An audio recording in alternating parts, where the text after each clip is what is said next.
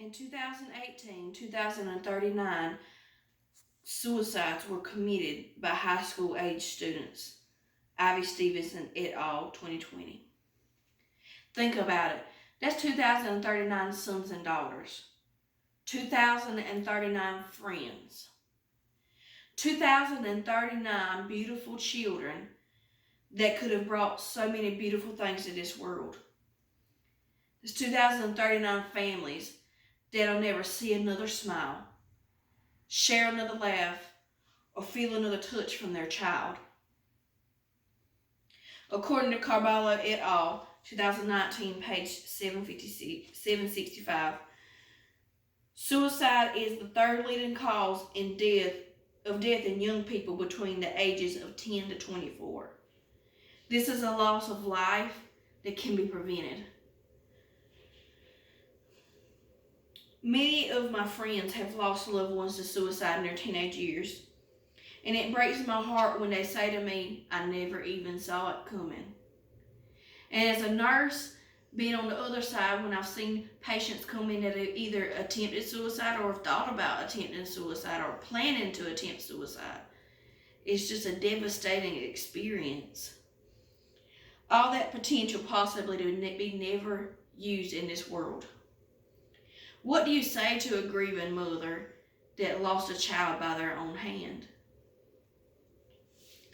Any teenager that you encounter can be at risk for suicide. It is a silent weight that no one else can see unless you actively look for it. You could be the one to make a difference. You could be the one to prevent a tragedy. Implementing an in-depth screening for depression in high schools could greatly reduce the risk for teenage suicide. To make a difference, we must recognize the problem. Suicide is steadily rising among our teenage population. Suicide is the second leading cause of death in youth aged 13 to 18. Valungas 2020. This means that teenagers are dying from a cause that may have not taken their life if someone had stepped in. I have a 13-year-old stepson, and I could not imagine losing him, let alone by his own hand.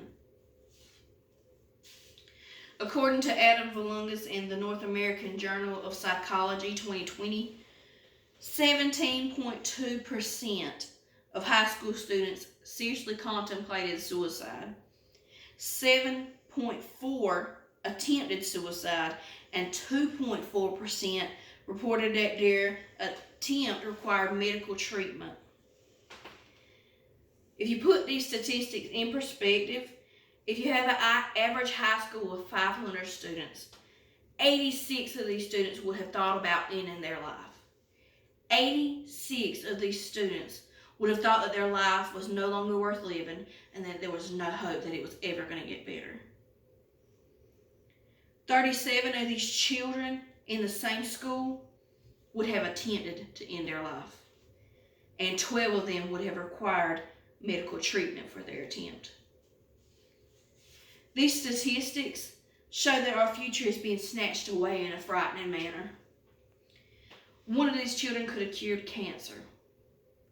One of these children could have fostered world peace, and their future was taken from them. You may ask what makes them believe that their life is so bad that it's no longer worth living. While there are many contributing factors to suicide, depression places children at a higher risk. Carballo et al., 2019, page 767. Depression is underrated due to cliches.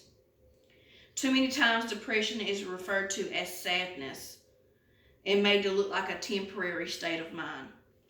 And many times you can hear people say that they're depressed over a small matter, not considering that depression is not an emotion. Sadness is an emotion. Depression is a mental illness. Depression is stigmatized. If a person truly has depression, they may brush off their symptoms because they're afraid of being ridiculed. They may be told there's no reason for them to be depressed when they try to reach out for help. They do not have to have a reason for a mental illness, just as a person does not have to have a reason for a physical illness.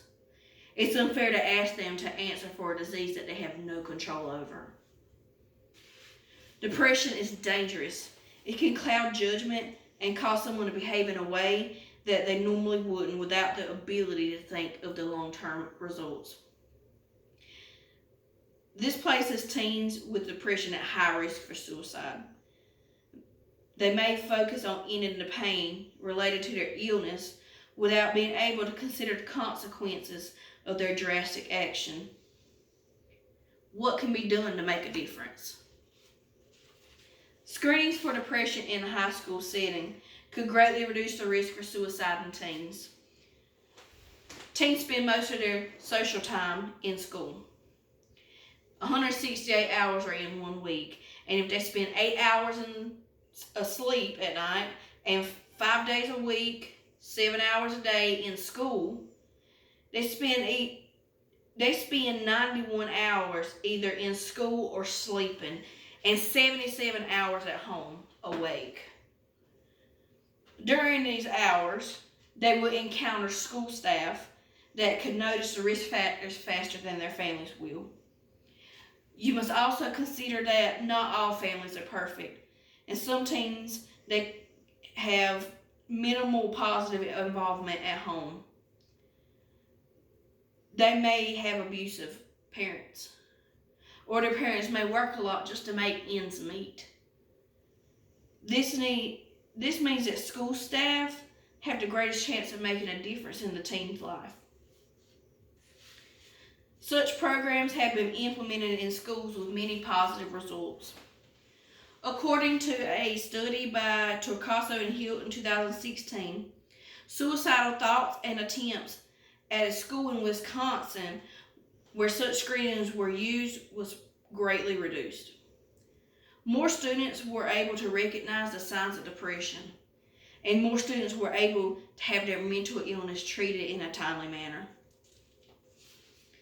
Such programs can help connect at-risk students with the appropriate services to treat their mental illness. These screenings recognize the signs of depression quickly and can quickly be responded to. Teens should not have to face their mental illness alone. Treating the illness could keep them alive. This could be the difference between life and death. Teen suicide is a major problem affecting society today, and it is steadily rising. Depression has taken the lives of our children long enough. One simple screening could make the difference. If someone had recognized the signs earlier in those 2,039 students, would they be alive? Could you be the one to make a difference?